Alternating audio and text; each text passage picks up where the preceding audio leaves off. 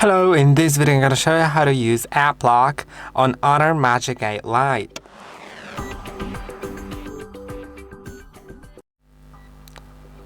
To do it, you will need to go to your settings first to enable it, then security and privacy, device and data protection, App Lock, and enable it. Now select a password like lock screen password, so it'll be the same one that you use for lock screen, or you can set a custom different one.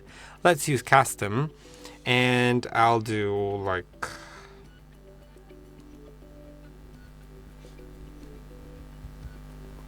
whatever.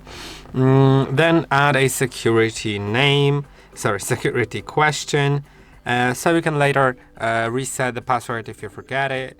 So let's do like I don't know, like first maybe avatar, I think so. And then you can use face recognition for that and fingerprint as well, but you don't need to. I won't do that. And then you can select apps which will be locked.